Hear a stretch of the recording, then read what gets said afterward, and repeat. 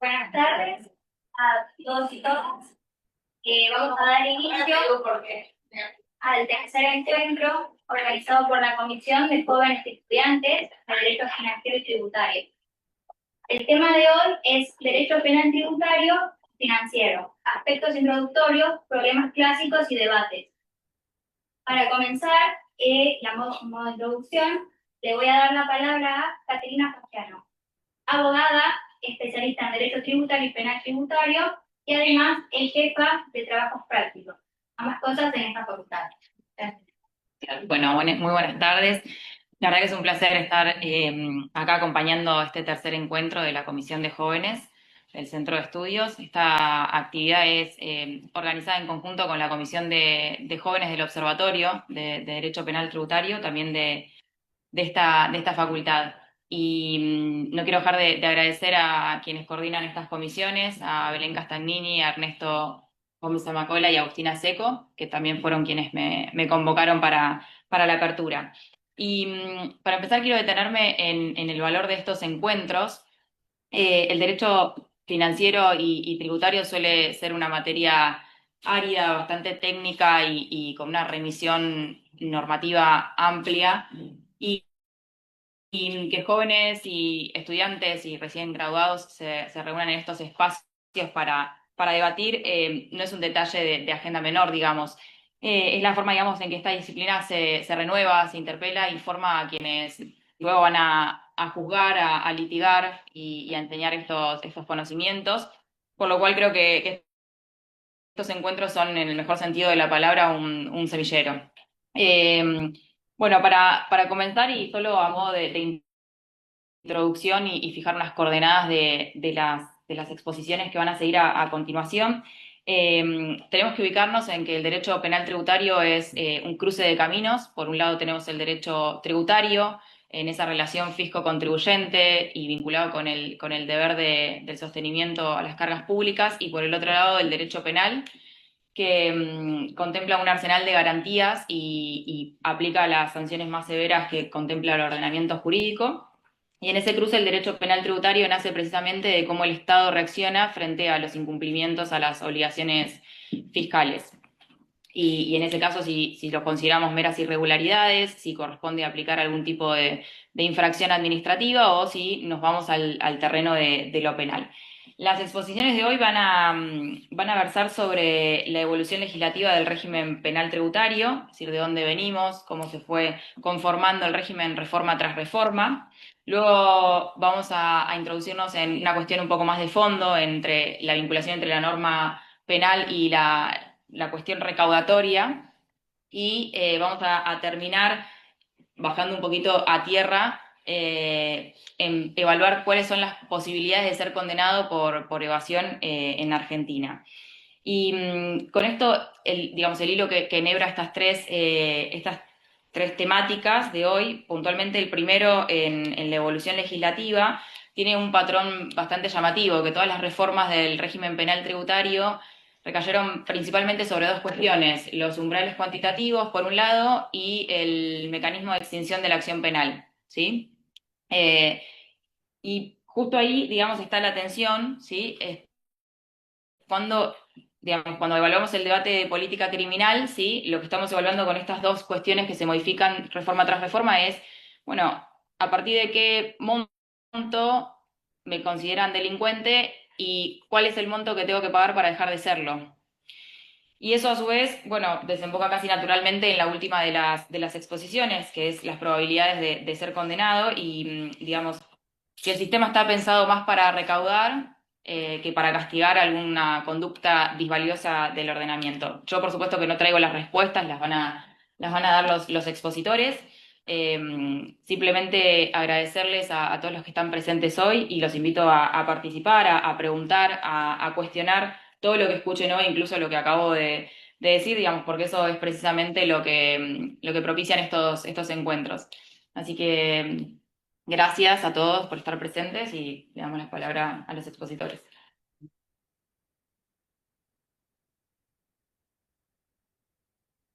Bueno, en primer lugar va a hablar Luciana Castarelli, que es abogada, especialista en Derecho Penal, docente y maestrante. Tu exposición se titula ¿Cuáles son las probabilidades de ser condenado por evasión fiscal en Argentina? Bueno, ¿qué tal? Buenas tardes. Gracias a todos por venir y bueno, por la invitación a participar de este encuentro. Bien, la idea de mi exposición es analizar cuál es la situación actual del sistema penal tributario y tratar de ver si es efectivo o no, si es eficiente en esa persecución que pretende de los delitos tributarios. Yo trabajo en la Cámara Federal de Casación Penal, que es el tribunal superior, o sea, el máximo tribunal penal del país después de la Corte, ¿no? Y lo que hacemos es revisar, bueno, sentencias condenatorias, absoluciones, y una de las competencias que tenemos es revisar todas las sentencias que vienen del Fuero Penal Económico de la Ciudad de Buenos Aires, que es el fuero especializado en este tipo de criminalidad.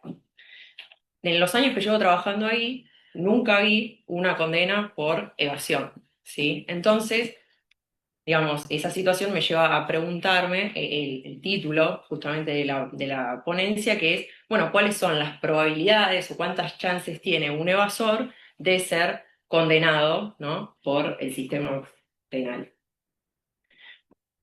No sé si ustedes tienen idea de esta situación, si les suena o no, pero bueno, les adelanto, ¿no? Vamos a verlo a lo largo de la ponencia, que la respuesta es que la probabilidad es muy baja, ¿sí?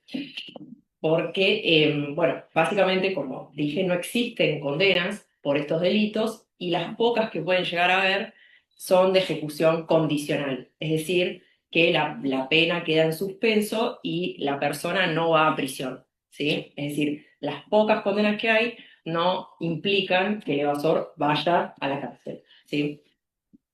Para graficar también un poco esto y no solo que quede en la experiencia de lo que yo les puedo traer de mi trabajo, hay un estudio que hizo la UBA donde analizaron todas las sentencias que hayan salido de los tribunales orales en lo penal económico entre 2013 y 2015. Más o menos se calcularon que se habían pronunciado 500 condenas, de las cuales solo 39 eran por delitos tributarios. O sea, de 500, casi todas eran por contrabando u otros delitos, y solo 39 eran por evasión o otros delitos tributarios, y de las cuales ninguna era una pena de prisión efectiva, o sea, que la persona tenga que ir a cumplir pena a la cárcel. Eran todas de ejecución condicional. Entonces, primero tenemos que pensar por qué ocurre esto, ¿no? Si uno agarra el régimen penal tributario, que está en la 27430, puede ver que el legislador fue duro, en principio, con estos delitos, porque les puso penas muy altas, ¿sí? Por ejemplo, la evasión simple tiene una pena que va de 2 años a 6 años de prisión, mientras que, por ejemplo, el abuso sexual de un menor de 13 años tiene una pena que va de 6 meses a 4 años de prisión, ¿sí? O, por ejemplo, la evasión agravada llega hasta los 9 años de prisión, que es una pena muy similar a la del abuso sexual gravemente ultrajante. Entonces, ¿qué trato de mostrar con esto? Que el legislador le puso penas muy elevadas a estos delitos, es decir, trató a través de las penas de disuadir, ¿no?, a las personas de cometer estos delitos, e incluso le puso penas tan altas que nos hace un poco de ruido comparado con otros delitos que nos pueden parecer más graves, como el abuso sexual, ¿no? Bien, pero la realidad es que esta política de mano dura que tuvo el legislador al fijar estas penas no se ve, como comentábamos recién, reflejada en la realidad del sistema penal tributario. ¿Por qué? Porque en realidad estos delitos tienen muchas vías o muchas válvulas de escape al proceso penal, ¿sí? Algunas de las cuales son exclusivas de estos delitos, como ahora vamos a ver. Uno de estas válvulas de escape que tiene el sistema penal tributario es el artículo 16 del régimen penal, ¿sí? Del régimen penal tributario. Esta es una forma de extinción de la acción penal que es especial de estos delitos si la persona paga la deuda bajo ciertas condiciones que establecen las leyes, que establece la ley, que fue variando, como vamos a ver después, Y con eso puede fugarse del proceso de una manera temprana, ¿no? Porque es un instituto que se utiliza ni bien arranca el proceso, digamos. Entonces, con eso, el evasor se asegura de no ir a juicio y no enfrentarse a una pena de prisión, ¿sí? Esta figura lo que nos muestra es la tensión que recién comentaban entre digamos, la necesidad del Estado de recaudar por un lado y por otro lado la persecución de los delitos. Y vemos que la primera, es decir, la recaudación, siempre está por encima de la persecución. Es decir, si bien el legislador fue duro, le puso penas altas a estos delitos, termina cediendo, digamos, su poder punitivo, su facultad o su potestad de perseguir esta criminalidad con tal de que, bueno, el evasor pague lo que debe. Entonces podemos decir que se transforma este derecho penal en realidad en una herramienta de recaudación para el Estado. Eso por un lado. Otra herramienta particular y especial de estos delitos son las moratorias y los blanqueos, ¿sí? Que es una herramienta que han usado todos los gobiernos a lo largo del tiempo para tratar de paliar ciertas crisis económicas que tiene nuestro país y poder aumentar la recaudación de una manera rápida. Funcionan de manera similar al artículo 16, no están previstas de manera permanente, como el artículo 16 que está en el régimen penal tributario, sino que son leyes que van sancionando a los legisladores, se llaman amnistías, es decir, son como perdones que le da el Estado al evasor para que, bueno, pueda pagar y escapar del proceso también, ¿sí? Entonces, vemos que este instituto, estas moratorias, estos blanqueos, lo que hacen es reforzar, ¿no? este problema, esta tensión que tenemos entre la recaudación y la persecución de los delitos tributarios. Es decir, lo que hacen las moratorias y los blanqueos es contribuir, además de lo que hace el artículo 16, a desdibujar esta amenaza penal que el legislador trató de construir para los delitos tributarios con estas penas elevadas. Y dejan implícito los dos institutos un poco la conveniencia quizás a veces para el evasor de incumplir sus obligaciones, porque aunque lo haya hecho, puede escapar del proceso pagando, es decir, sin ninguna consecuencia penal, siempre que tenga el dinero para pagar, digamos, lo adeudado. Incluso algunos autores sugieren, van más allá, sugieren que estas amnistías, estas moratorias, estos blanqueos, no solo alcanzan el delito tributario al cual están destinados, no, o sea, uno paga y sale del proceso, sino que además hacen que desaparezcan delitos que estaban vinculados a esos delitos tributarios, como por ejemplo el lavado de activos o la asociación ilícita fiscal. Es decir, ¿cómo funciona esto? Como que se contagia esa amnistía, ese perdón, ese olvido que le da el Estado al evasor con tal de que pague lo que debe para poder recaudar, lo contagia a estos delitos que están vinculados, porque lo que dicen muchos es, bueno, si desaparece la evasión, entonces, por ejemplo, si es el delito precedente del lavado, también desaparece el lavado. O si desaparece la evasión, que es el delito que había cometido la asociación ilícita fiscal, también debería desaparecer la asociación ilícita fiscal. Es decir, vemos que las consecuencias de estas amnistías, de estos blanqueos, van también extendiéndose a otros delitos, no solo el régimen penal tributario, sino incluso el Código Penal como el lavado de activos. Estos dos, el artículo 16 y la moratoria y los blanqueos, son, como les decía, institutos o válvulas de escape específicas que tienen los delitos tributarios, con las que el evasor puede escapar del proceso sin verse bajo, digamos, la amenaza de una pena concreta de prisión. Pero además hay otros métodos alternativos a la pena del régimen general que les son aplicados a los delitos tributarios. Por ejemplo, la probation, ¿sí? Que es, digamos, un mecanismo por el cual se suspende el proceso, es una alternativa que tiene el imputado de una alternativa a la pena y al juicio. Es decir, si el imputado cumple ciertas reglas de conducta y ciertas cuestiones que le determina el juez, puede evitar ir al juicio y por lo tanto tener una pena, una eventual condena, ¿sí? El legislador, en el artículo 76 bis del Código Penal, donde legisló este instituto de la probation, estableció en el último párrafo que este instituto no puede ser aplicado a los delitos tributarios. Es decir, hizo una manifestación de política criminal porque dijo, todos estos delitos tributarios del régimen penal tributario no pueden recurrir a la probation. Se entiende esto porque, bueno, tienen un régimen especial, que es de todo esto que vimos recién, el artículo 16, las moratorias, y además porque, bueno, muchos sostienen que son delitos graves por el perjuicio que pueden tener sobre el daño que pueden tener sobre la hacienda pública y toda la sociedad. Entonces se los excluye de la probation. Pero hay tribunales que, con, digamos, ciertos razonamientos, aplican igual la probation. O sea, si bien está prohibido por el Código Penal, si bien el legislador dijo, che, en estos delitos no,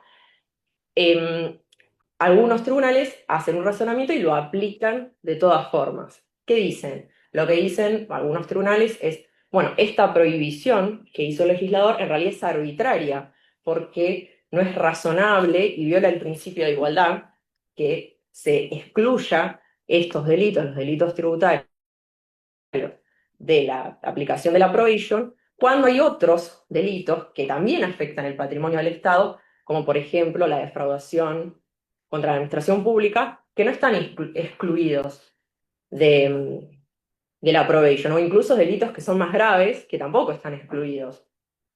Entonces, bajo estas interpretaciones, lo que hacen es aplican algunos tribunales la probation también, o la suspensión del juicio a prueba, a los delitos tributarios.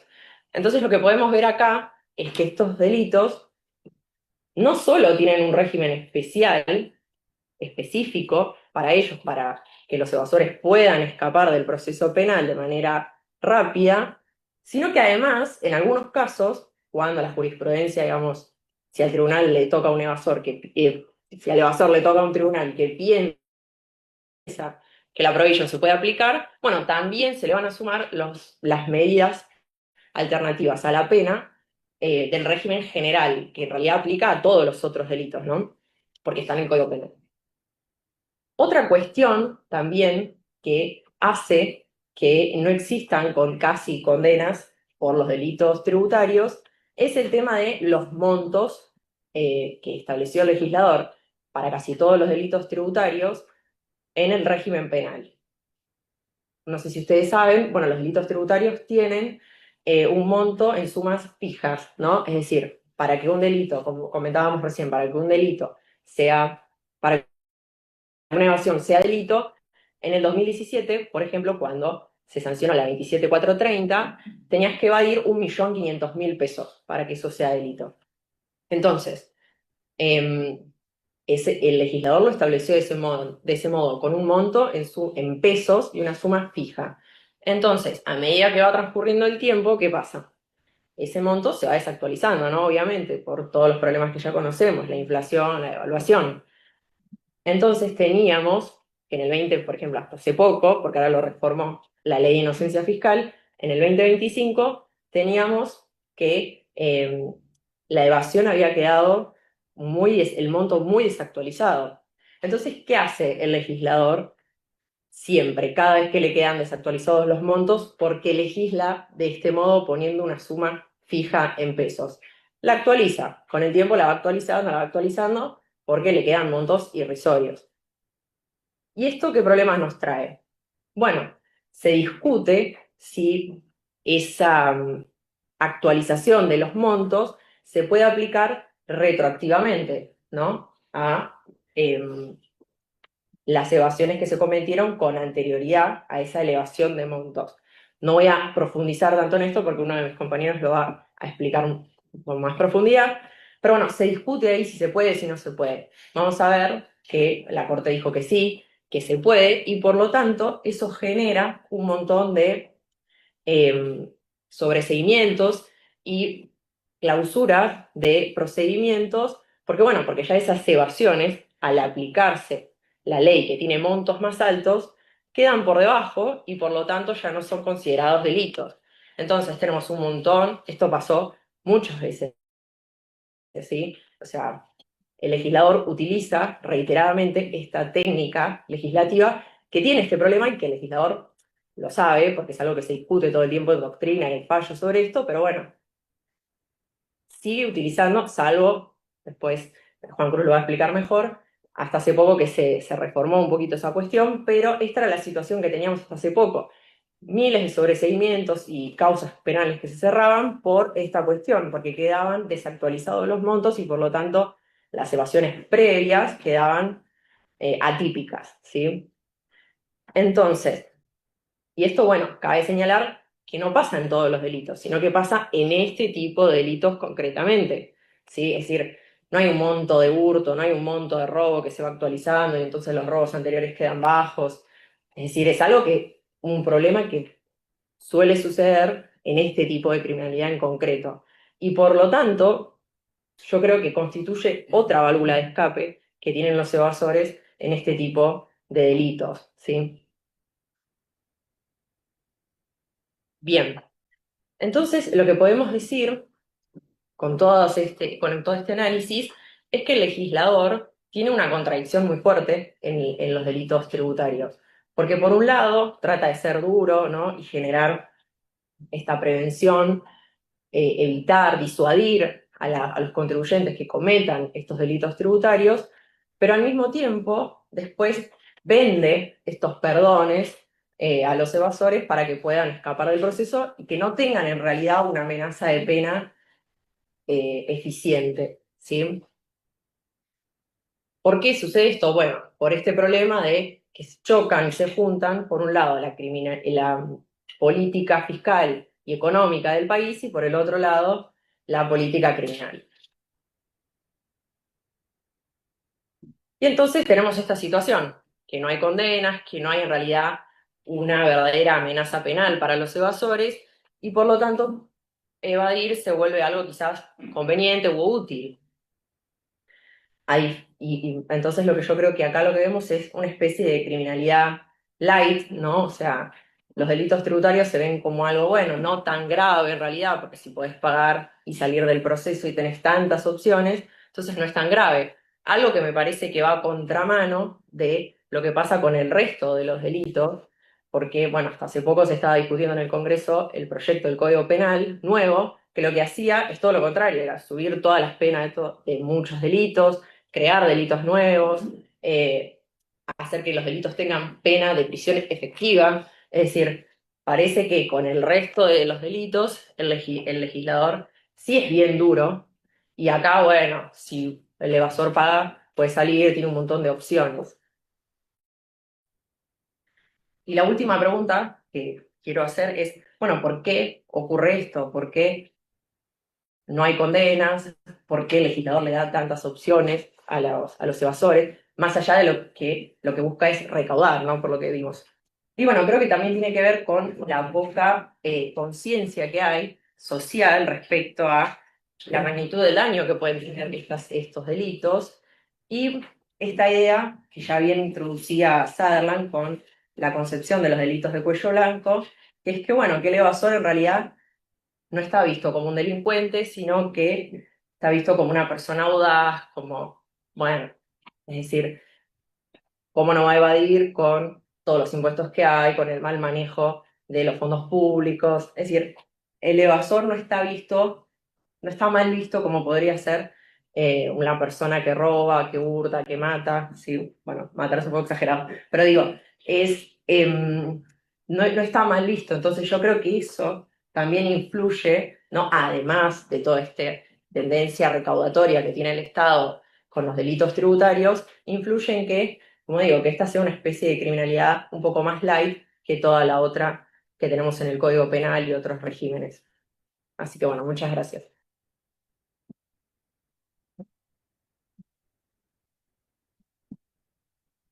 Muchas gracias.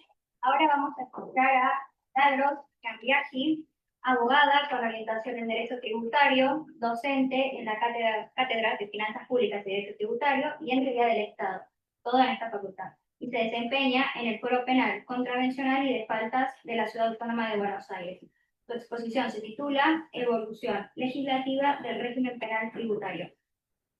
Bueno, muchas gracias a todos por venir. En primer lugar, quiero agradecer a Ernesto Gómez Amacola y a Belén Castagnini por haberme considerado para participar de este nuevo encuentro de la Comisión de Jóvenes y Estudiantes de Derecho Financiero y Tributario, y además al Observatorio de Derecho Penal Tributario, que obviamente intervino en la coordinación de este evento.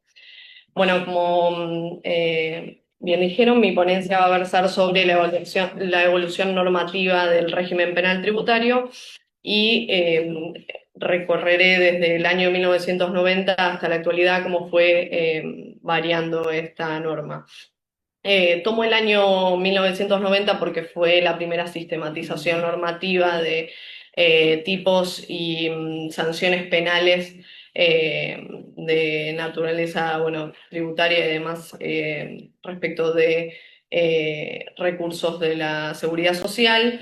Eso no implica que no existieran con anterioridad sanciones con penas privativas de la libertad dispersas en algunas leyes administrativas y tributarias, pero bueno, según mencionan la doctrina, en ese entonces no tenía mucha aplicación práctica por cuanto se exigía una prejudicialidad administrativa y que estuviera agotada esa instancia para poder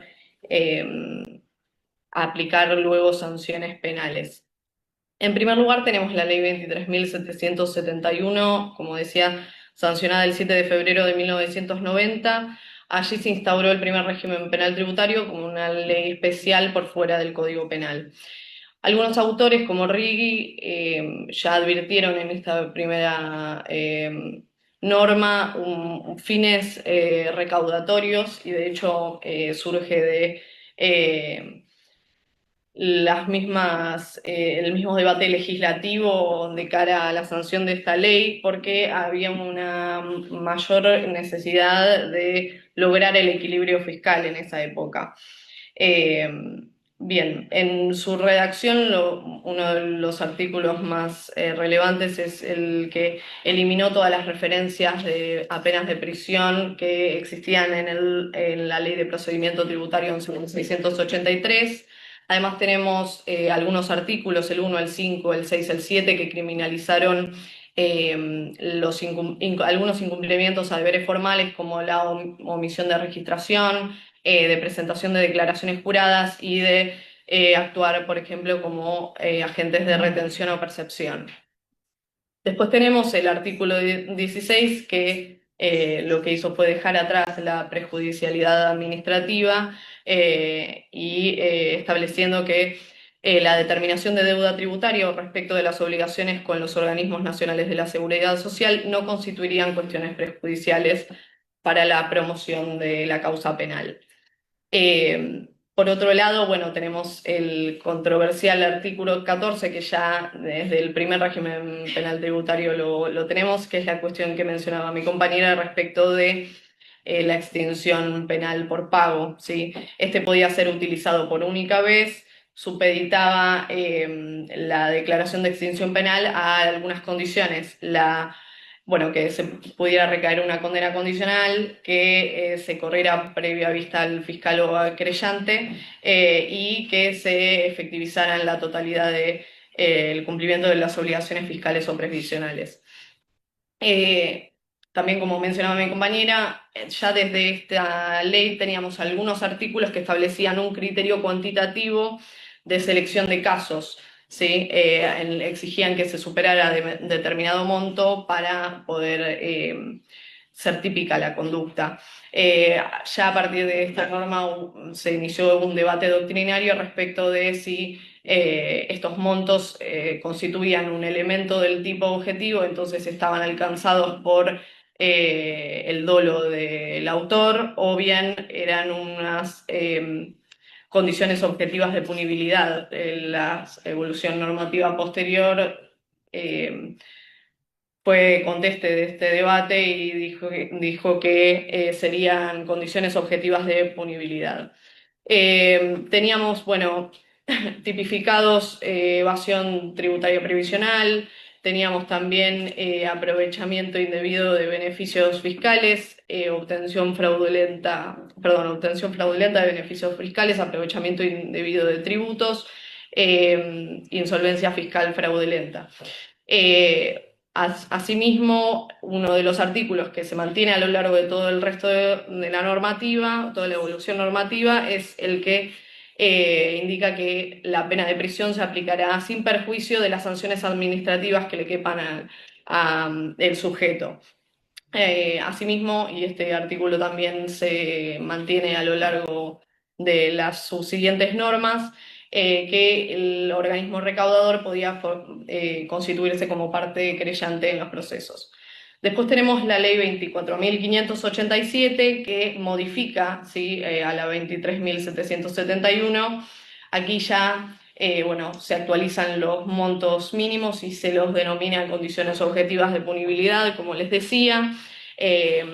Hay algunos autores como Righi que señalan que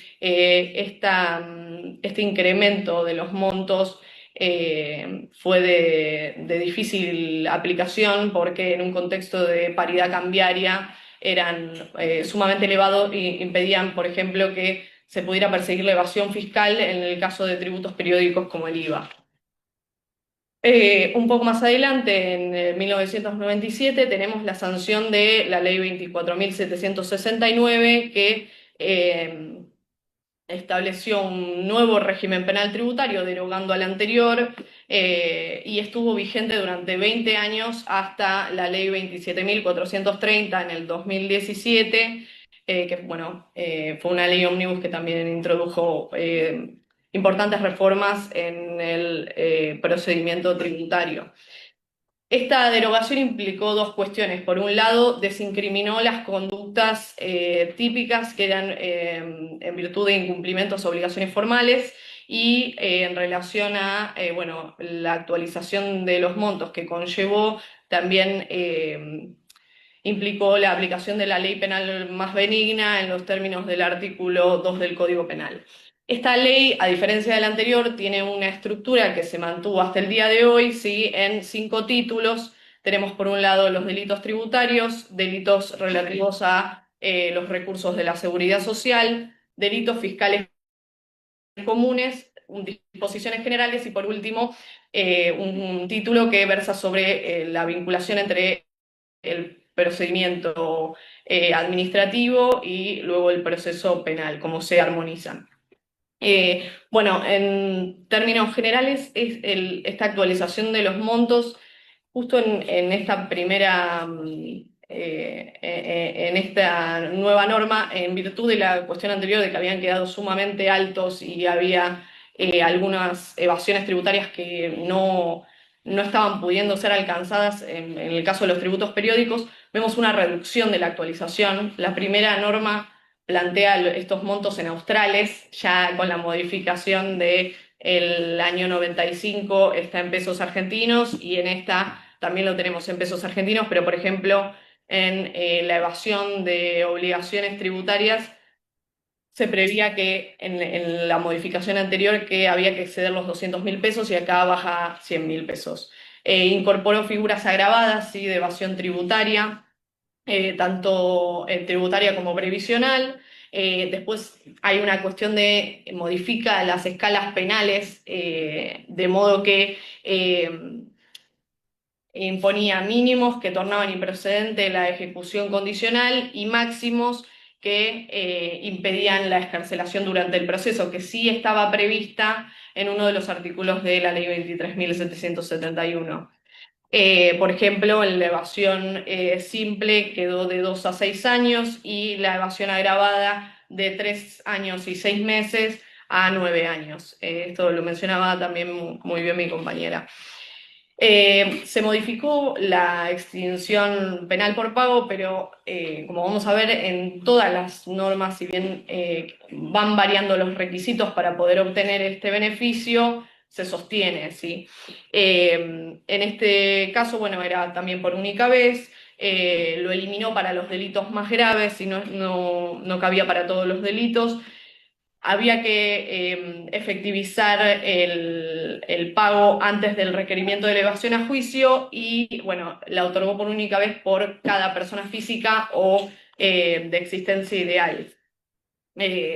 Vemos que el contribuyente tenía que aceptar la liquidación o en su caso la determinación que hiciera el organismo recaudador. Bien. Aquí también se mantuvo la extensión de la responsabilidad penal a miembros de la administración, representación, consejo de vigilancia de cuando hubiesen intervenido en el hecho punible personas de existencia ideal, ¿sí?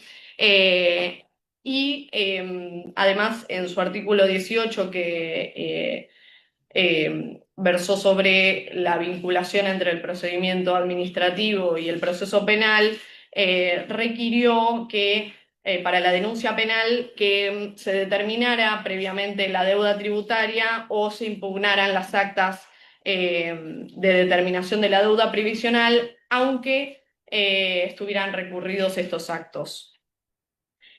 Por otro lado, una novedad de este régimen es el artículo 19, que prevé la dispensa de la denuncia penal por parte del organismo recaudador cuando surgiera manifestamente que no se hubiera ejecutado la conducta punible para los delitos de evasión simple tributaria y previsional, apropiación indebida de tributos y recursos de la seguridad social. Esto siempre mediante resolución fundada y tenía que haber un dictamen previo del servicio jurídico.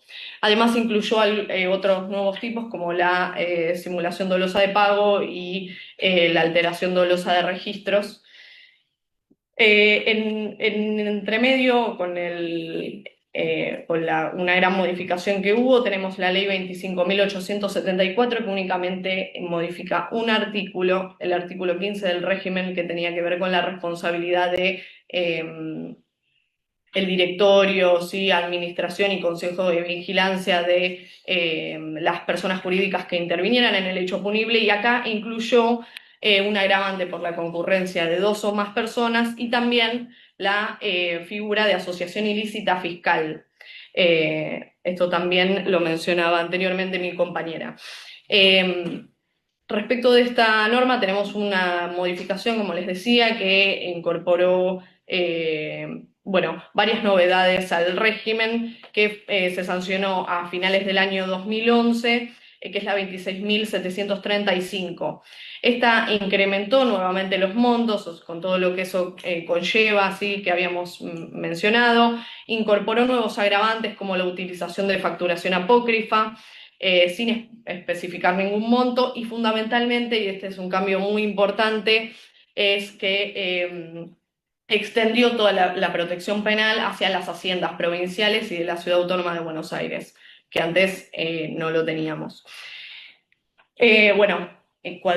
Cuadruplicó los montos, ¿sí? que tomados como condiciones objetivas de punibilidad.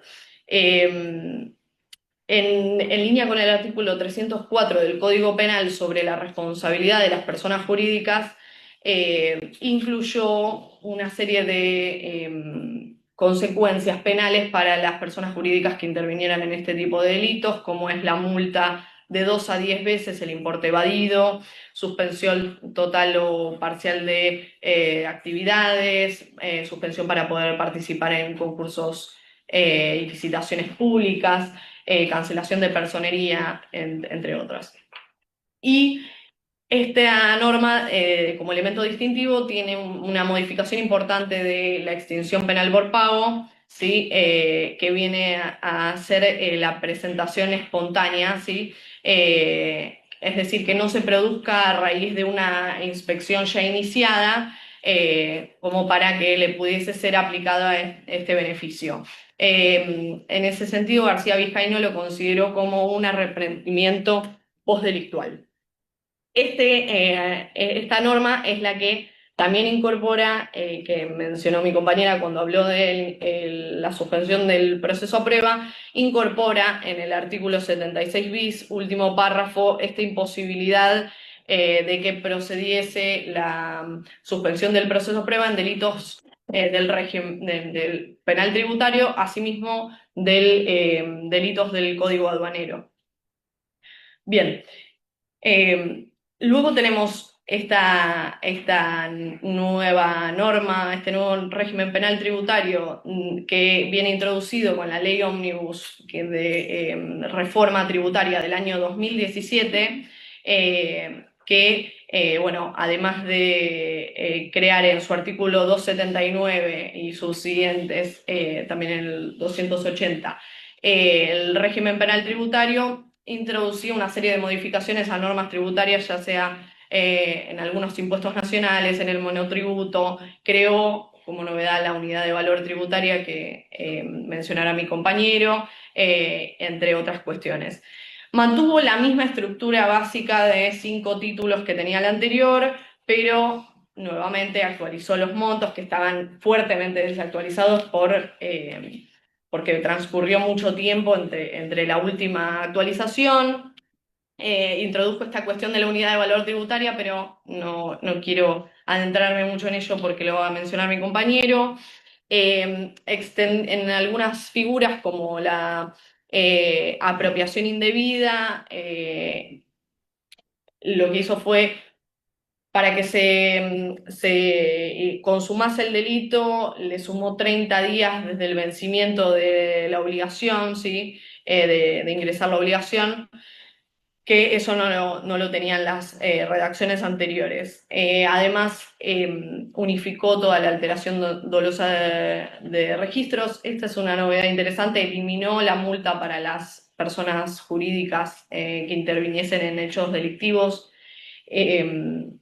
Reincorporó el artículo 16 de extinción penal por pago, parecido a como estaba en la redacción antes de la anterior reforma, de modo que había que cancelar la obligación total de en forma incondicional y total de las obligaciones evadidas, hasta los 30 días posteriores a la intimación de los hechos, y por única vez también por cada persona humana o jurídica obligada.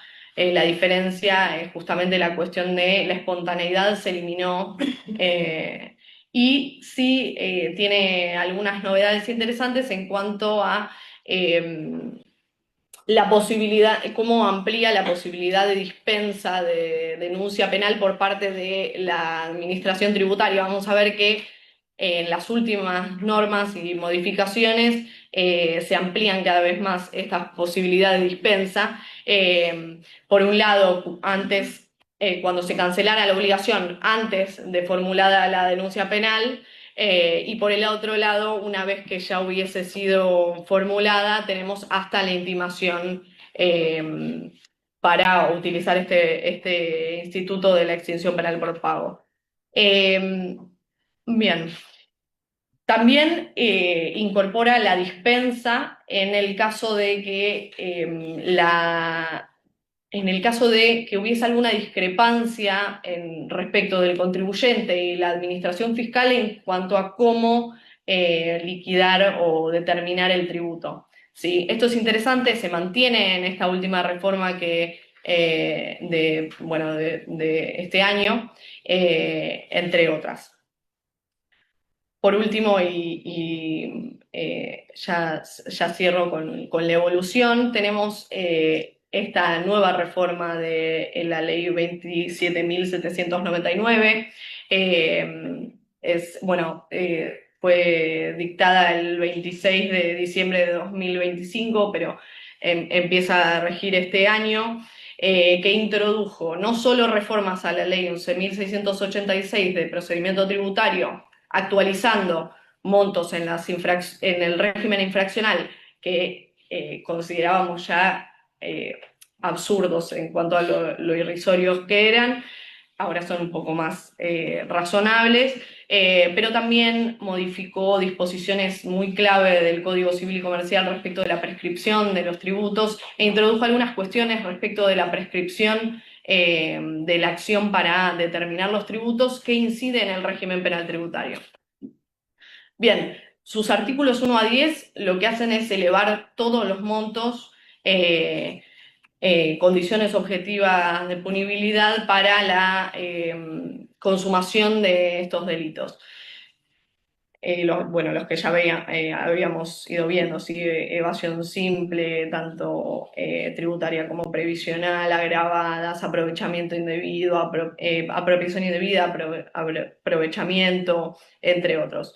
Luego tenemos la modificación sustancial del artículo 16 de la extinción penal por pago. Entiendo que te vas a referir vos también respecto de esta modificación, pero lo interesante es que, bueno, está la cuestión de la dispensa penal cuando se cancelara la obligación antes de la formulación de la denuncia, pero, y esto es interesante, en este caso, para la posibilidad de la aplicación del beneficio de extinción penal por pago, se hará cuando se acepten y cancelen en forma incondicional la totalidad de las obligaciones debidas, ¿sí? Evadidas, aprovechadas o percibidas y sus intereses, pero se le va a sumar un 50% del total de esa obligación y tienen hasta dentro de los 30 días hábiles de la intimación del hecho.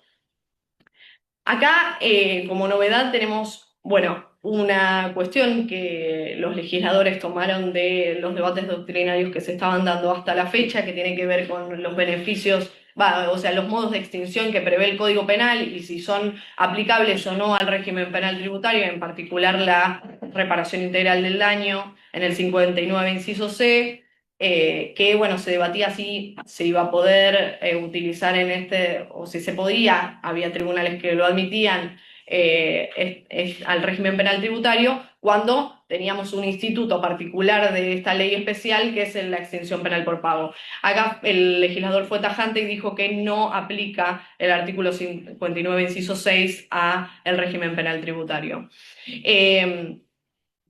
Por último, tenemos que la acción penal tributaria y los recursos de la seguridad social no podrán ser perseguidos penalmente cuando las facultades para determinar la deuda tributaria o previsional estuvieran prescriptas. Esto, bueno, obviamente que tiene gran incidencia en la actividad del organismo de la administración tributaria que siempre está corriendo con los plazos de prescripción para la posibilidad de la determinación de las deudas. Y por último, y voy redondeando, tenemos estas nuevas dispensas a la administración en cuanto a la formulación de la denuncia penal, que en este sentido coincido con mi compañera en cuanto es una situación nueva y que se adiciona a todas las que ella ya mencionó en cuanto a la efectiva aplicabilidad del régimen. Y tiene que ver con que va a haber 4 supuestos en donde va a estar dispensada la administración. Por un lado, que no se mantiene la de que no se haya verificado la conducta punible, introduciendo esta cuestión de que por el comportamiento del contribuyente se puede advertir que hay una discrepancia entre los modos de liquidación del propio contribuyente en relación con lo que determina el organismo recaudador. Después tenemos esta cuestión, también lo toma de las discusiones doctrinarias que se estaban dando respecto de que el régimen infraccional cuenta con ciertas presunciones respecto de que el autor obre con dolo, ¿sí? De que presumen el dolo del autor en determinados casos y que esas presunciones por el principio de inocencia no se pueden utilizar como única prueba en el proceso penal. Entonces, en cuanto estén sustentados únicamente en esas presunciones, no deberán formular la denuncia. Finalmente, cuando acompañen antes de la orden de intervención un dictamen jurídico contable de cómo han determinado la deuda, explicando esta cuestión, siempre que no hayan alterado fraudulentamente la base imponible, antes de cuando presenten la declaración rectificativa antes de la orden de intervención. Bueno, ya me he extendido un poco en mi ponencia, pero por último está la cuestión de la actualización, que prevé que eso se va a explayar mi compañero, entonces no voy a detenerme, pero a modo de conclusión y un poco en línea con lo que decían antes mis colegas, tiene que ver con que por un lado el régimen subvierte la finalidad del derecho penal en cuanto persigue una finalidad recaudatoria y no así de prevención especial o general, si esto lo vemos en los institutos de extinción penal por pago y sobre todo en esta última modificación de la 27.799 que adiciona un monto para poder ser extinguida la acción y bueno, con estas actualizaciones vulnera principios constitucionales tales como la proporcionalidad, la subsidiariedad del derecho penal y demás. Muchas gracias. Muchas gracias. Bueno, ahora por último va a exponer Juan Cruz Pereira, que es analista corporativo, estudiante avanzado de abogacía y ayudante alumno en finanzas públicas y derecho tributario. La exposición se titula El régimen penal tributario argentino entre la norma penal y la necesidad recaudatoria. Bueno, buenas tardes. Antes que nada quiero agradecer a Ernesto y a Caterina por la posibilidad de exponer acá. Bueno, nada, no quiero ser redundante en cuanto a lo que hablaron mis compañeras respecto a lo que es esta cuestión de la aplicación del régimen penal tributario y sus cuestiones inflacionarias, pero bueno, básicamente la aplicación de la ley penal más benigna, que es el tema principal de mi exposición, es el síntoma que tiene el régimen penal tributario argentino. No el problema, sino el síntoma. Dado que bajo un contexto inflacionario como el que tiene nuestro país, por lo menos hasta el régimen actual, o incluso hasta la ley anterior, la 27.430, los delitos tributarios y sus condiciones objetivas de punibilidad estaban atadas a montos monetarios fijos. El último en la ley 27.430 era de 1.500.000 para evasión agravada, si no me equivoco. Simple. Sí. A lo largo de la historia, esto trajo diferentes fallos de la Corte o de otras instancias que implicaron la aplicación de la ley penal más benigna en favor de imputados que en el momento habían cometido el ilícito, pero al momento de aplicarse el fallo, con una nueva ley quedaron sobreseídos por el hecho. El primer caso es el fallo Cristalux, que si bien no es un tema de régimen penal tributario, sino que es un régimen de penal cambiario, es el primer precedente que afecta esta situación, es del año 2006, y luego ya tenemos el caso Palero y más reciente el fallo Vidal. Ahora, el problema que tenemos acá con el régimen penal tributario y la ley penal más benigna es la falta de establecimiento de una unidad que actualiza automáticamente esta condición objetiva de punibilidad. Con la reforma del año 2017 de la ley 27.430 se estableció la unidad de valor tributario, pero nunca se reglamentó ni se aplicó, por lo que hasta este año que se sancionó la nueva ley de inocencia fiscal, seguíamos atados a el piso monetario fijo para los delitos de evasión simple, agravada y los demás delitos tributarios. Hoy en día, lo que se plantea con esta ley de inocencia fiscal es no aplicar la unidad de valor tributario, sino aplicar la unidad de UVA, de la que se usa para los créditos hipotecarios. El problema con esto, desde la mirada penal, es que se está delegando una función para determinar la condición objetiva de punibilidad a una entidad financiera como el Banco Nación. Ahí se presenta un problema desde el punto de vista penal. ¿Qué más? Perdón, no quiero ser redundante porque... bueno, básicamente eso porque la mayoría ya lo expusieron mis compañeras. El principal problema que tiene la Argentina es ese, un conflicto entre aplicar una herramienta del régimen penal tributario como herramienta penal, pero para una función recaudatoria. Entonces, desde el punto de vista penal, no se apega a los preceptos, por ejemplo, de igualdad ante la ley, como ocurre con el caso de extinción por pago, en donde dos imputados de igual condición que cometieron exactamente el mismo delito por el mismo monto y con el mismo dolo, el que tiene la posibilidad de aplicar al pago se exime del proceso, mientras que el que no puede aplicar el pago tiene que continuar con un procesamiento e incluso con una condena. Entonces es acá donde se debe plantear una solución de cómo reformar el régimen, o al menos dejar de llamarlos delitos tributarios, sino quizás más multas tributarias, porque el fin que persigue es recaudatorio, no hay una función sancionatoria del régimen penal. ¿Qué más?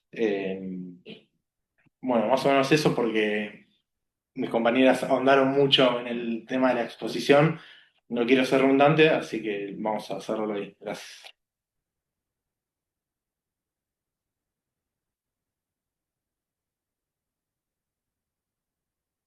Ahora en breve vamos a ir abriendo el espacio para las preguntas, porque tengo que pensar, pero antes voy a presentar para unas palabras finales a Nicolás Rodríguez Lama, especialista en Derecho Penal, con posgrado en Finanzas Públicas y Derecho Tributario, en facultad primaria.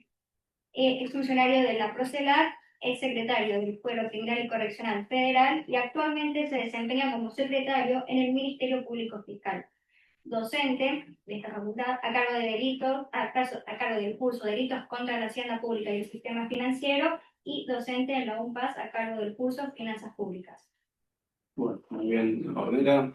Bueno, en primer lugar, les agradezco mucho la invitación a los coordinadores, Ernesto y Belén, de la Comisión de Jóvenes y Estudiantes del Centro de Estudios de Derecho Tributario y Financiero. También la invitación del Observatorio de Derecho Tributario. Acá hay dos miembros del observatorio, a Juan Manuel, que es el director, que también tenemos presente. Y bueno, la idea es ser breve. Primero también felicitar a los expositores, al expositor, porque verdaderamente un nivel de detalle y precisión sobre cada uno de los temas que abordaron, que realmente lo felicito. Yo acá ya no estoy en el rubro de joven ni graduado, reciente graduado, así que verdaderamente lo felicito por el nivel de sus exposiciones. La idea que tengo como presentación, como exposición, es trabajar un poco en lo que se refiere a la última parte, la última porción o las derivaciones que se producen luego de una investigación, pensemos, una investigación que haya sido efectiva, una investigación que ha avanzado de manera eficiente, una investigación de un delito financiero. Esto puede ser una defraudación fiscal, puede ser un desvío de partidas presupuestarias, una malversación de caudales públicos. Pero la pregunta última, en todo caso, es ¿qué se hace cuando o qué se hace con lo que se recupera? ¿Qué se hace con lo que se decomisa actualmente en la Argentina? Me parece que quizás es un punto que nos va a servir para no solo poner el foco en lo que se refiere a el delito penal tributario, la evasión tributaria, la defraudación fiscal, que fundamentalmente pone el foco en de qué manera el obligado tributario incumple, o en todo caso ese contribuyente es sospechoso de haber incumplido con el pago de la obligación tributaria y cuáles son los efectos de eso, sino en todo caso también qué se hace con aquello que luego se recupera.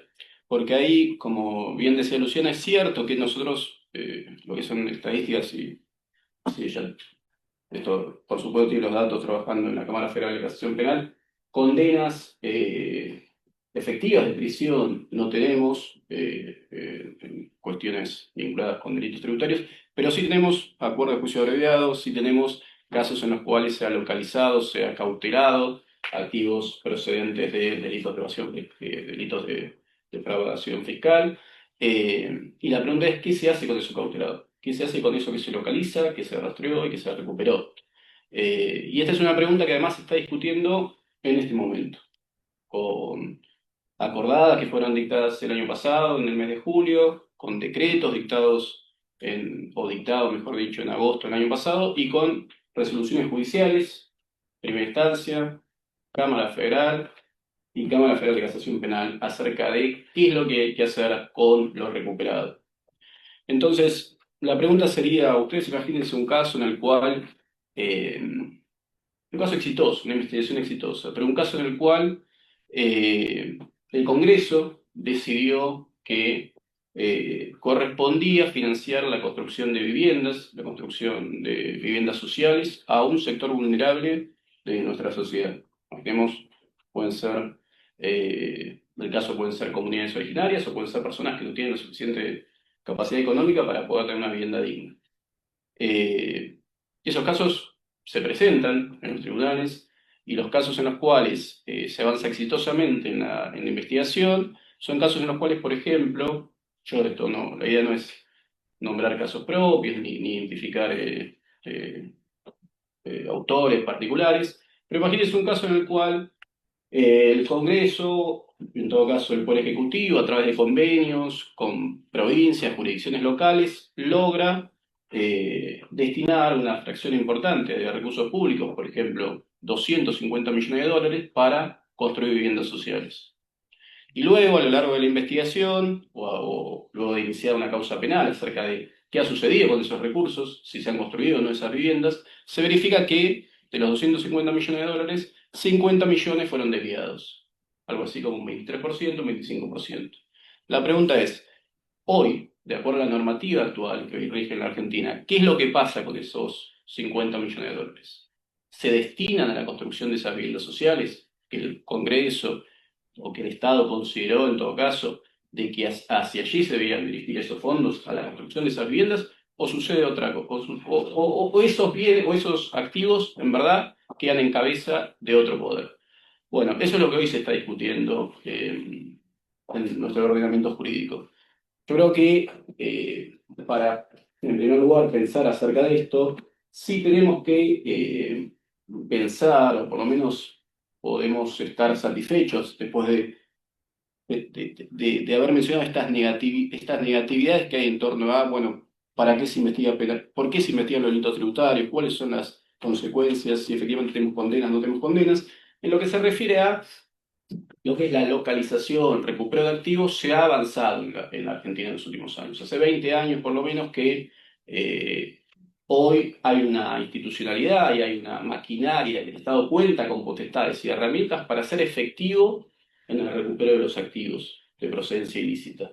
Y eso efectivamente transcurre así porque se ha puesto el Estado, se han desarrollado políticas públicas, se han suscrito convenios y compromisos internacionales con la OCDE, con el GAFI, con determinados actores relevantes a nivel internacional, y también se ha puesto el Estado en su conjunto de manera coordinada para, en todo caso, luchar y prevenir lo que se refiere a los delitos de lavado de activos, los delitos de defraudación fiscal, el financiamiento del terrorismo, la proliferación de las armas de destrucción masiva, estos delitos financieros que efectivamente tienen efectos realmente graves para lo que es el desarrollo de nuestra sociedad. Entonces ahí lo que vamos a ver es que, por ejemplo, de manera coordinada, tanto el Banco Central, ARCA, UIF, el Ministerio Público Fiscal, el Poder Judicial, cuentan con herramientas para poder localizar y cautelar esos activos ilícitos. Pero entonces luego la pregunta es, muy bien, los localizamos, los cautelamos, congelamos esas cuentas bancarias. ¿Y qué hacemos con eso? ¿Qué hacemos con lo recuperado? Y hoy es lo que se está discutiendo. Entonces, para un poco relatar cuál es la jurisprudencia actual, o en primer lugar lo que es la normativa que hoy está presente en esta materia, hay que ir a dos hitos que se presentaron fundamentalmente el año pasado. La Corte Suprema, a través de su acordada 22-2025, esto fue dictado unos días antes de la Feria de Invierno del año pasado, dictó esta acordada que lo que dispone es regular todo lo que se refiere a la administración de los bienes decomisados, toda la administración. ¿Y qué dispuso? Bueno, fundamentalmente viene a ser un relato de toda la regulación anterior, pero principalmente lo que hace es diagnosticar la situación actual en la cual se encuentran los bienes decomisados y reiterar, definir de que todos los bienes decomisados, secuestrados por los jueces van a quedar a nombre y a disposición del Estado Nacional, pero a nombre y registro de la Corte Suprema de Justicia de la Nación. Esa es la disposición. ¿Se define algo acerca de cuál es la finalidad y para qué? Eso está ausente. Es un recurso propio en función de la ley de autarquía del Poder Judicial, artículo 3º, inciso B de la ley de autarquía, y por lo tanto no hay ninguna finalidad ni se define un destino específico para qué es lo que debe hacer la Corte Suprema con estos activos, con estos bienes recuperados. Hasta ahí, entonces, y vinculándolo con lo que decíamos antes, en primer lugar, ¿para qué se recupera? Bueno, según la acordada, en todo caso, para que ingrese como presupuesto, sin especificar cuál es su destino, de la Corte Suprema.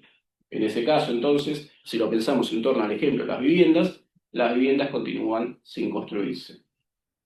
Eso, así, luego del dictado de julio, menos de un mes después, el Poder Ejecutivo dicta un nuevo decreto, o dicta un decreto que es el 575 del 2025. No había transcurrido un mes desde que la Corte dictara esa acordada. ¿Y qué vino a hacer ahí el Poder Ejecutivo con ese decreto? Bueno, en primer lugar le dice, Corte, vos deciste que el 100% de todo lo cautelado o decomisado quedaba en cabeza, formaba parte de tu presupuesto propio, eso deja de ser así. A partir de ahora solo vas a disponer de un 20%. La otra distribución es de la siguiente manera. 25% asignado al Ministerio Público Fiscal, 20% asignado al Poder Judicial, 12,5% va a ser asignado a las Fuerzas Federales de Seguridad, 12,5% al Ministerio de Justicia, 10% al Ministerio Público de Defensa, 10% a la UIF, un 5% al CEDRONAR y un 5% a lo que se refiere a las asistencias, el presupuesto de asistencia a las víctimas de la ley de trata. Esa es la distribución que define este DNU. Ahora bien, nuevamente, define para qué, para qué se decomisa, hacia dónde se deben destinar estos recursos, tampoco lo define. Hace solo una mera distribución de los recursos entre estos organismos. Todavía seguimos sin responder entonces si esas viviendas, en esos casos que son casos exitosos, donde hay cautelados 50 millones de dólares, por ejemplo, van a ser construidas o no. Al parecer, de acuerdo a esta normativa, no está resuelto. ¿Qué imaginan que pasó a partir de ahí? Esto estamos en agosto del año pasado. Bueno, solo un mes después, se impugna la constitucionalidad de ese decreto. La constitucionalidad del decreto 575. ¿Quién lo impugna? ¿Alguien que tiene legitimación? Bueno, es discutible, porque quien lo impugna es la UEGEL, la Unión de Empleados del Poder Judicial de la Nación.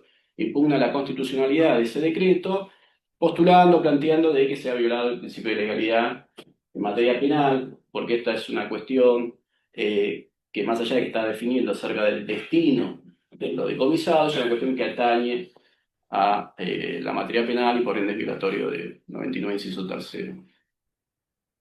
Luego de eso, seguimos transcurriendo en el tiempo, el juzgado que interviene, la Cámara, el juzgado de contencioso administrativo federal que interviene, el juzgado 9, efectivamente hace lugar a la cautelar y dispone la suspensión de todos los efectos del decreto emitido por el Poder Ejecutivo. Luego esto es confirmado por la Cámara de Contencioso Administrativo Federal, Sala 1, en diciembre del año pasado. Ustedes pueden observar que toda la discusión ahí, entonces, se está discutiendo acerca de la caja, ¿no? ¿Quién maneja la caja? Pero nada acerca de para qué se decomisa. Y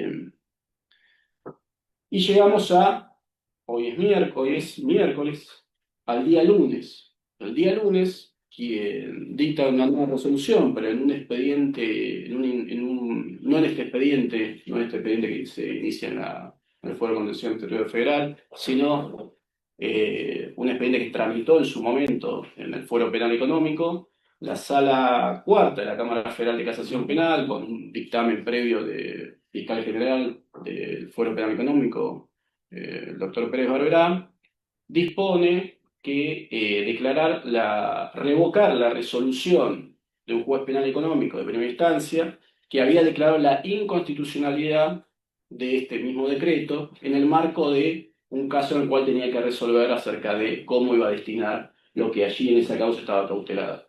La Sala Cuarta, con los votos del doctor Carvajal y el doctor Borinsky, resolvió que se tiene que dictar una nueva resolución y que esa declaración de constitucionalidad era prematura en ese caso.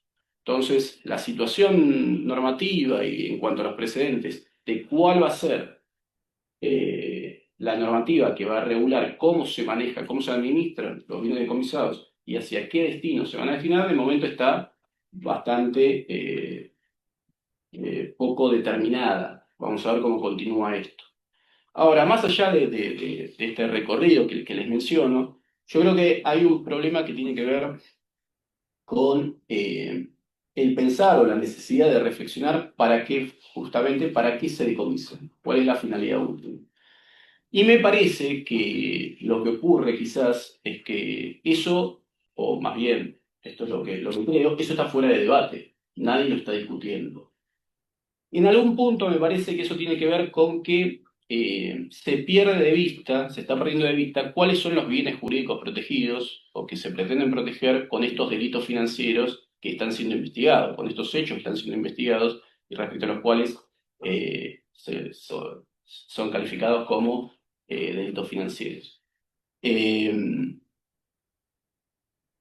de nuevo, pensando con esta idea de que los tributaristas, quienes estudiamos el derecho financiero, solo nos ocupamos de lo que se refiere a el delito tributario y al ingreso, a cómo ingresa o no ingresa el tributo a las arcas. Entonces, si retomamos un punto para atrás, tendremos que pensar si lo que debemos, o respecto a lo cual debemos analizar, es pensar a un derecho financiero que sea un derecho financiero penal de forma unitaria. Y eso nos va a permitir también pensar, en definitiva, para qué se quiere, o para qué se investiga y para qué y de qué manera se va a sancionar a quienes cometieron los delitos financieros. ¿Se va solamente a sancionar o se va a solo investigar o a pensar el delito respecto del delito penal tributario, o también es necesario pensar en términos de investigar, por ejemplo, si existió un desvío presupuestario? Pero quiere decir, si existió un desvío presupuestario y en todo caso, si esa finalidad del desvío, hacia dónde se desvió. Lo que quiero decir con esto es lo siguiente. Habitualmente, cuando se piensa el derecho penal financiero, se pierde de vista que el derecho penal financiero lo que propone es la protección de la hacienda pública. ¿Cómo se protege la hacienda pública? Bueno, la hacienda pública se protege tanto cuando se analiza lo relativo al ingreso del tributo como cuando se analiza el gasto tributario. Y entonces lo que podemos observar es que del lado del ingreso, ¿cuáles son los delitos que pueden ser cometidos respecto de o que restringen la posibilidad de que el Estado garantice sus recursos, obtenga sus recursos? Por supuesto, por un lado, el delito de evasión tributaria, la evasión fiscal, el clásico. Pero luego, ¿qué otros delitos podemos encontrar? Por ejemplo, los que tienen que ver con qué sucede con una venta ilícita de un bien del Estado. ¿Quién estudia los casos en los cuales se comprueba que han habido una venta ilícita de un bien porque en verdad no ha habido una autorización del único poder del Estado que puede autorizar el desapoderamiento de un bien del Estado, que es el Congreso, y solo ha sido una decisión de parte del Poder Ejecutivo esa venta? Esa situación, ¿quién la analizamos de manera conjunta? Yo creo que no. Por ejemplo, otra situación, el endeudamiento ilícito. ¿Qué sucede con el endeudamiento ilícito? El endeudamiento ilícito, las posibilidades de que, por ejemplo, el Poder Ejecutivo haya contraído un préstamo sin haber respetado el principio de reserva de ley en materia financiera. ¿Lo estudiamos en el ámbito del derecho penal financiero? Yo creo que eso es lo que deberíamos focalizar en mayor medida. Y luego lo que se refiere al gasto. ¿Qué sucede con el gasto? El peculado, la malversación de caudales públicos, Estos delitos, ¿los estudiamos, quienes estudiamos Derecho Financiero y Derecho Tributario, o esto se lo dejamos al Departamento de Derecho Penal? Y creo que cuando no hacemos esto, cuando no estudiamos esos delitos, lo que estamos perdiendo de vista es que la actividad financiera pública, como ustedes saben muy bien, se compone de las dos subactividades, de la recaudación y del gasto. Y entonces, a la hora de analizar el delito, hay que analizarlo desde sus dos componentes. Y por último, de cuál es la finalidad última. En todo caso, el daño puede estar provocado, lesionado al momento del ingreso o al momento del gasto, que es lo que ocasiona que no se garanticen esos derechos constitucionales. Toda esa secuencia creo que determina que entonces tampoco nos ocupemos o tampoco nos importe qué va a pasar con el destino de lo decomisado. Y entonces el destino de lo decomisado no lo vemos nosotros, no lo trabajamos nosotros, y menos aún lo trabajan entonces ni quienes están discutiendo la caja en la Corte Suprema o la caja en el Poder Ejecutivo. En definitiva, yo creo que actualmente se nos presenta este problema, pero tenemos algunas puntapiés, algunas situaciones concretas que nos permiten reverlo, o que por lo menos proponer que esta situación se revea. Y es lo siguiente, las propias normas que rigen en la materia. Más allá de lo que dice la acordada, más allá de lo que dice el decreto, debemos ir a la regulación específica actual. ¿Qué nos dice el artículo 23 del Código Penal? El artículo 23 del Código Penal efectivamente dice que los jueces, cuando dicten la sentencia, van a tener que, o deben decidir acerca de a dónde se va a destinar lo decomisado. Ahora bien, y eso es todo. Van a ordenar el decomiso, van a ordenar las multas, pero no especifica hacia dónde se deben dirigir, cuál es la finalidad de ese decomiso. Sin embargo, desde el año 2011 tenemos el artículo 305 del Código Penal, un artículo incorporado a partir de una reforma en el año 2011 a la ley de lavado. ¿Y qué nos dice ese artículo? Ese artículo en particular nos dice que lo decomisado se debe destinar en favor del Estado Nacional, en favor de las víctimas, pero también, y en definitiva, para reparar el daño causado. Esa reparación del daño causado en toda esta discusión está invisibilizada. Entonces, normativamente, los jueces, y por eso hay casos que así ha sucedido, hay un caso en Resistencia, el Juzgado Federal de Resistencia muy conocido, en el cual un caso similar respecto al cual ejemplifiqué, un caso en el cual un exintendente se demostró que había desviado partidas presupuestarias que tenían que ser destinadas a la construcción de viviendas. En ese supuesto, la jueza interviniente decidió que lo decomisado sea destinado a la construcción efectivamente de esas viviendas, y antes de eso lo que ordenó es que haya una mesa de trabajo entre las comunidades originarias, entre el Ministerio Público Fiscal, para poder llevar adelante esta tarea. Ahora bien, eso sucedió con anterioridad a la acordada de la Corte Suprema. Entonces hay que enfatizar en que otras deben ser las reflexiones a la hora de decir para qué se decomisa y por qué se decomisa. Un punto último que les quiero decir, un poco para cerrar, es que incluso cuando uno mira hacia dónde hacia dónde se dirigen los recursos previstos por el decreto, uno observa que el último punto, el que habla de la distribución del 5%, ahí podemos identificar un caso del 5% a la ley, a lo que es el Fondo de Asistencia a las Víctimas del delito de trata de personas. Entonces ahí pareciera que se está cumpliendo con una finalidad específica. Pero incluso me parece que ahí se presenta también un problema.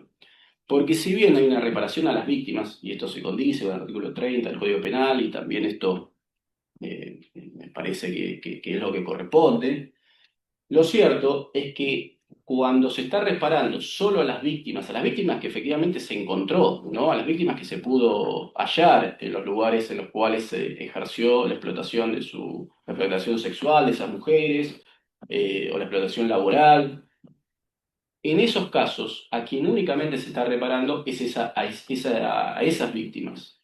Pero sin embargo, ¿qué es lo que también se está omitiendo? No analizando de manera conjunta, no practicando un análisis en términos de la protección de la hacienda pública. Por ejemplo, no se está analizando la necesidad de que parte de lo decomisado, por ejemplo, debería destinarse a llevar adelante políticas públicas que efectivamente lo que hagan es evitar que otras víctimas que no conocemos, que otras víctimas que en las investigaciones no se descubrieron, evitar que haya más víctimas. En todo caso, llevar adelante políticas públicas que lo que hagan es evitar nuevos casos y evitar situaciones de vulnerabilidad que en todo caso van a seguir siendo no solo preexistentes, sino también futuras.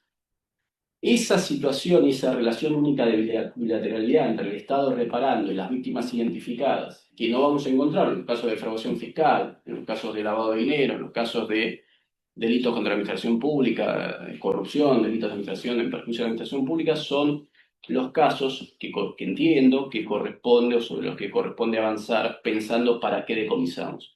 Y además, en todo caso, si pensamos para qué decomisamos, también podemos pensar en modos en el caso que cumplamos con la finalidad de garantizar derechos constitucionales a partir del uso de estos bienes decomisados, también podemos traer nuevamente a la sociedad para que efectivamente no solo considere que los delitos tributarios son delitos tributarios que solo abonando las multas o escapando del proceso penal son finalmente, esa es la manera, sino que podemos acercar a la sociedad a que imagine o por lo menos conciba que las investigaciones de los delitos financieros son investigaciones que luego van a ser utilizadas no solo para que sean la base para recuperar los activos ilícitos, sino que también sean la base para que una vez decomisados puedan ser la base para recuperar los derechos constitucionales, que es un mandato constitucional garantizado. Bueno, eso es todo. Muchas gracias y basta.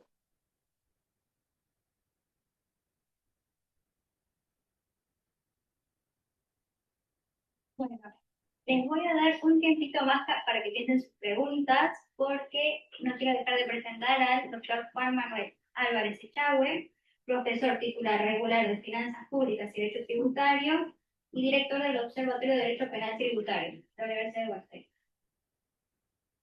Bueno, ¿qué tal? ¿Cómo les va a todos y a todas? Yo no voy a hablar de derecho penal tributario, yo creo que es un montón y además no quiero aburrirlos más y hacerse tarde. Para nosotros, y hablo nosotros en nombre de la facultad y del área tributaria, de todos los que componemos el área, que es con las 5 cátedras de finanzas y derechos tributarios, que tiene un montón de técnicas adentro.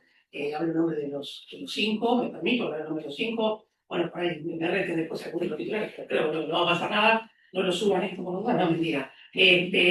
Hablo en nombre del observatorio, que lo han mencionado varias veces, que dirijo. Hablo en nombre del centro, que tiene un montón de comisiones y trabajamos muy fuertemente. Simplemente para decirles y agradecerles primero a Ernesto y a Belén que hayan tomado la posta de esta comisión, de trabajar con ustedes, con los jóvenes, con los que están estudiando, con los que recién se reciben. Hoy vino una chica que tiene con algunos años más que ustedes y me decía por qué segmentar en jóvenes, porque parecía que los estábamos expulsando. Y yo le contaba que era todo lo contrario, que para nosotros era un ámbito de inclusión, un ámbito para que puedan participar. Está acá Juan Pablo Friedenberg, que somos casi coetáneos, yo soy un poco más de Juan Pablo, que no se note. Pero con Juan Pablo recorrimos un montón de lugares juntos, inclusive esta facultad, este punto particular de la cátedra. Y nosotros, si bien y yo somos casos particulares, porque tuvimos la posibilidad de tener maestros que nos dieron lugares, era muy difícil hacerse lugar cuando uno tenía 20 y tantos, o recién recibido. Y ustedes tienen esta posibilidad que nosotros la hemos construido no solo porque nos gusta hacerlo, sino porque es una obligación nuestra hacerlo. Ustedes son los que vienen, ¿sí? Nosotros en algún momento no vamos a estar más, como no están varios de nuestros maestros, lamentablemente. Entonces yo estoy súper contento, primero del nivel de todos ustedes. Acá tienen que hacer un felicidad a los jóvenes, ya quedó fuera de jóvenes tributaristas, de la nueva que hacemos con GATE, con todos los demás, algunos conocía, otros no. Excelente todo. Y lo que demuestran es que el lugar se lo ganan, no es que se lo ganan, ustedes se lo ganan con el empuje, con la dedicación, con el estudio. Y esto es lo que nosotros incentivamos. La universidad es pública, gratuita y de calidad. Y además, de participación. De participación a todos los que tengan el nivel suficiente para participar. Y aquellos que recién empiezan no lo tienen y lo van a tener. ¿Por qué? Porque ustedes lo están demostrando, porque van creciendo y ya tienen de sobra, ¿no? Los que estuvieron hoy. Y todos los que vienen de mal, los que vienen atrás, lo que tienen que pensar es que van a ser como ellos y después van a ser como nosotros, en términos no de calidad, sino de edad, digo, pero que van a lograr ocupar esos lugares. Porque nosotros lo que estamos proponiendo simplemente es un lugar donde se encuentren, donde trabajen, donde investiguen, donde estudien, ¿sí? Donde publiquen, donde puedan hacer un intercambio afuera si le podemos dar una mano para irse a hacer algo, y que no puede acompañarlo en otro proceso.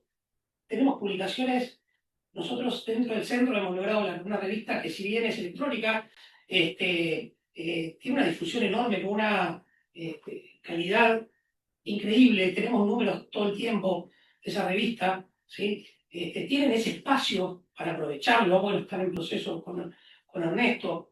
Queremos que se relacionen todos los jóvenes que participan, estudiantes o no, o ya no estudiantes, que están en las cátedras de se relacionen, están pensando en una jornada de jóvenes intercátedras. No sé si viste el correo, pero creo que lo había contestado, si no lo vuelvo a contestar, creo que fui primero, obvio, hagámosla. Sí. Hay aquellos que no tan jóvenes, Juan Miguel, que ha participado mucho tiempo con nosotros en un montón de actividades, profesor en nuestra facultad. A Juan lo conozco hace 20 años, 15 años. Juan era joven, sigue siendo, pero era mucho más joven. Y acá está, y tiene un rol importante en la administración tributaria de la Ciudad de Buenos Aires. Y eso es lo que queremos con este ámbito, no es segmentar, todo lo contrario. Y por eso hemos estado hasta ahora 3 profesores titulares. Estuvo Horacio, estuvo Pablo, ahora estoy yo, me toca Fabián, y lo tenemos a Gustavo que sea la fiesta. Gustavo va a venir cuando le toque, sin duda. Así que simplemente esto, decirle que para nosotros, y represento a todos, es un orgullo. Es genial ver esto, ¿no? Es genial ver la participación, aparte de un tema tan árido como el derecho penal tributario. Por si hablamos de impuestos nacionales, porque le interesa más, hablamos de presupuestal, le interesa Horacio, porque les interesaría más, o tributos locales, pero derecho penal tributario, con lo cual, simplemente eso, y que sepan que tienen las puertas abiertas para proponer lo que quieran. Lo que quieran. Esta facultad, nuestras comisiones, ¿sí? Todo el centro, el observatorio está abierto para todo lo que quieran proponer. Hagamos esto, hagamos el otro. Salió este fallo, podemos hacer una reunión. Nosotros tratamos de conseguir el lugar, que no es fácil en la facultad, pero tratamos de conseguir el lugar. Está el equipo para transmitir, para que lo pueda escuchar democráticamente todo aquel que se quiera sumar a través de un canal de YouTube. Una participación amplia, plural, absolutamente. Y lo único que pedimos en estas actividades es que haya por lo menos 2 personas que piensen diferente. Esto es una obligación que nos hemos impuesto. Es decir, que no haya pensamiento único. Porque ustedes, no se han recibido todavía, están en ese proceso, lo que necesitan es escuchar todas las voces. Y después cada uno toma la decisión. Nosotros nos sentamos con Juan Pablo, hemos debatido años, con Juan, con Kate, con Facundo Mojico, le teníamos una charla y él pensaba una cosa y yo pensaba otra y estábamos en el mismo lugar compartiéndolo. Y es la única manera de confrontar ideas y de hacer crecer esas ideas. Así que lo único que yo les digo es gracias. Gracias por estar, sigan acompañando a la comisión, hagámosla crecer. Es un ámbito orgánico de la Facultad de Derecho, tiene un espacio para participar dentro de la Facultad de Derecho, participen en la comisión, participen en el centro y participen en las cátedras. ¿Sí? La facultad les permite participar desde ayudante de alumnos en antes. Yo les digo siempre cuando voy a una de mis comisiones, sepan que pueden ser ayudantes de alumnos con una designación del Consejo Directivo de la facultad. Empiezan a tener su recorrido curricular, ¿sí? Y esto es muy importante. En otras facultades, yo estoy con Juan Pablo, que está acá, que también es bastante grande del toque que tenemos que tocar la admisión, pero lo dejaron entrar no sé cómo, en Lomas, y las cosas no por ahí no son iguales, ¿sí? Acá tenemos esa posibilidad. No es que no digo que sean peores, no son excelentes, pero no son iguales. Aprovechen esta posibilidad que tienen de participar y no, simplemente eso. Gracias por estar y felicitaciones a todos porque salió un minuto que teníamos una llamada urgente por un tema personal, pero los escuché detenidamente y me llevo algunas ideas que podríamos debatir, pero no es el momento. Gracias.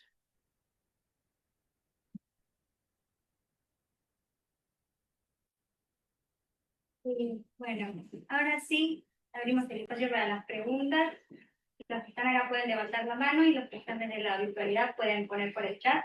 Que ya estuvieron poniendo algunas. No sé si alguien quiere primero acá hacer alguna pregunta. Voy diciéndolas en el chat. Para Luciana, que ya la respondieron igual, pero te la repito por las dudas. ¿Qué tan fuertes son las multas en esta clase de delitos que usted refiere? En realidad, en lo que es el régimen penal tributario, por ejemplo, la evasión no tiene una pena de multa, solo es el tema de la pena de prisión. Como dijo acá Milagros, tiene algunas sanciones de ese estilo la persona jurídica, pero no lo que es la persona humana, digamos, en estos delitos. Así que no hay directamente. Después, para Milagros, pero bueno, ¿está normado el tipo de sanciones, multas para las personas que incurren en estos delitos? Y si es reiterada la infracción en este tema, ¿qué tan severa es la multa o castigo? Bien, bueno, en relación a lo que decía mi compañera, el régimen infraccional es el que prevé las multas para estos infractores, ¿sí? El régimen infraccional tiene algunos tipos muy similares a los del régimen penal tributario, con la diferencia de que no coloca estas condiciones objetivas de punibilidad. Y bueno, obviamente se diferencia en la cuantía el quantum de la sanción. Pero en relación a esta cuestión, ya el primer régimen desincriminó sí, estas referencias que había de pena de prisión en el régimen penal, en el régimen infraccional, sí, eliminó esta pena de prisión para aquellas sanciones y dejó solamente las sanciones de multa en este régimen. Y respecto de la multa que estaba prevista para las personas de existencia ideal, esa fue eliminada. Eso respondería a la pregunta. Okay. ¿Tienes otra más? Sí. ¿La normativa establece algún tipo de facilidades para que el evasor pueda pagar la deuda en cuotas cómodas? ¿Y qué tipo de tiempo máximo le conceden para ello? Bueno, toda la cuestión en principio, por cómo está normado en estas sucesivas normas en el régimen penal tributario, el pago tiene que ser incondicional y total, pero sí se ha discutido en la doctrina y además jurisprudencialmente esta posibilidad de tener facilidades en el pago para poder acceder al beneficio. Algo que no mencioné en la ponencia, pero tiene que ver con la pregunta anterior y aprovecho para contestarlo, en la cuestión de la reiterancia. En una de estas normas estaba prevista entiendo que en el primer régimen, el 23.771, estaba prevista la cuestión de que planteaba condiciones objetivas de punibilidad, no con ese nombre, pero digamos montos mínimos que había que alcanzar para que tuviera un reproche penal en la evasión tributaria, pero en los casos de que hubiera una condena por una conducta, idéntica conducta, en los años anteriores se iba a eliminar la condición objetiva, o sea, el monto mínimo, y se iba a tipificar penalmente esa conducta. O sea, cuando hubiera reiterancia en esa conducta ilícita, no se necesitaba llegar al monto mínimo como para poder estar alcanzada por el tipo penal. ¿Alguien tiene una pregunta? Bueno, entonces, para cerrar, quiero agradecerles por sus exposiciones, por las palabras finales, los doctores. Después, agradecer a la Comisión de Jóvenes Estudiantes, a todos los que se encargaron de la organización, Trini, Mar, Ceci, bueno, a Manu, y en especial a Belén y Ernesto, que son los que crearon esto, y que en todos los encuentros nos acompañan, escuchan y orientan y hacen que cada encuentro sea un poquito mejor si es posible.